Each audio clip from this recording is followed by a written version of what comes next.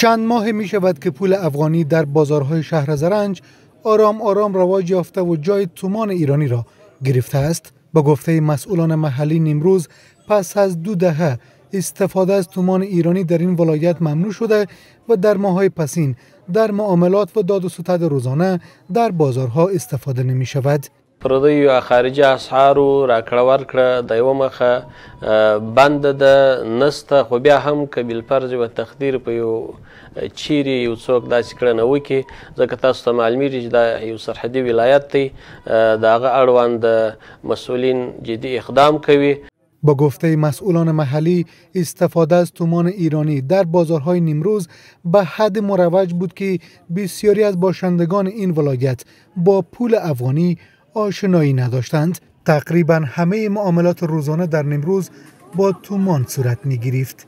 قبلا با افغانی جنس می خریده، اینجا به تومان می فروخته، آخر سال که حساب می کرده از سرماخ و قرضدار بده، چون تحولات بود.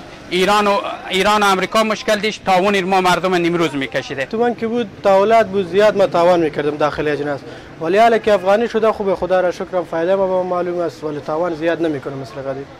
تومان ایرانی در بازارهای نیمروز به اینجا بازار صرافی محدود شده است.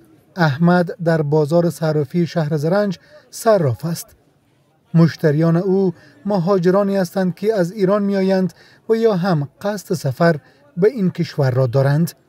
کم تومان زمون والا سرازی مجرانی سو بیا برته د مسافر سي و دغه تی ورکو د مسافر رانی سو او مسافر ته ورکو. نیمروز هم مرز با ایران است و در بیشتر از 2 دهه گذشته تمام داد و ستد روزانه در بازارها و معاملات خرد بزرگ در این ولایت با تومان ایرانی صورت می گرفت. با گفته مسئولان محلی به علت کم ارزش بودن تومان و تحولات دوامدار این ارز، بازرگانان و باشندگان نیمروز زیانهای مالی هنگفت متحمل شدند.